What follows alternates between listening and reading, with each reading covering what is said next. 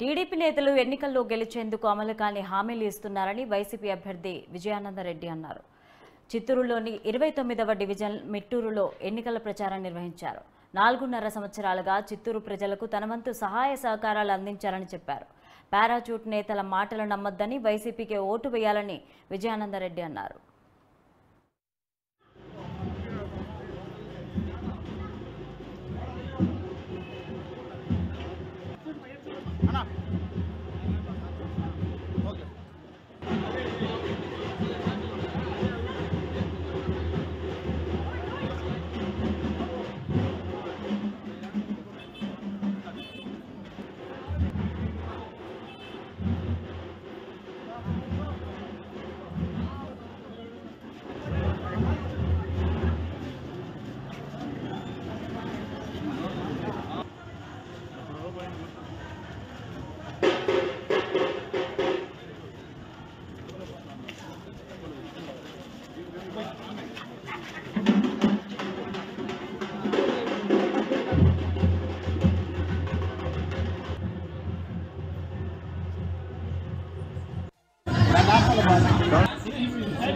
రాజకీయ ప్రస్థానం అనేది స్టార్ట్ అయిన తర్వాత ఎలక్షన్ల ప్రవాహంలో తెలుగుదేశం వాళ్ళు నోటికి ఏది వస్తే ఆ హామీలు చెప్తూ ఉన్నారు.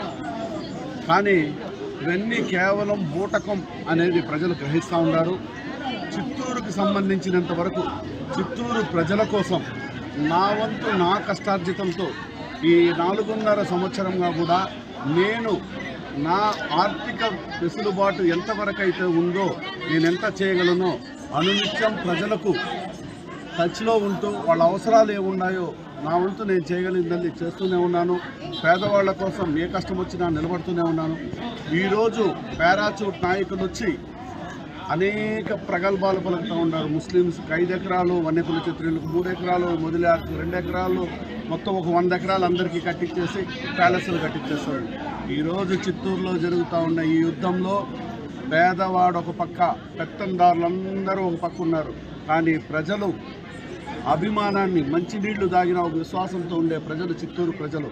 కాబట్టి ఇటువంటి బూటకపు మాటలు, బూటకపు నాటకాలు నమ్మే పరిస్థితిలో ఈరోజు ప్రజలు లేరు. మీరు గమనిస్తే వన్యకుల క్షత్రియుల గురించి చెబితే వెంటనే ఆ జిల్లా నాయకుడు, కుల సంఘ నాయకుడు, జిల్లా నాయకుడు వెంటనే దాని మీద స్పందించారు.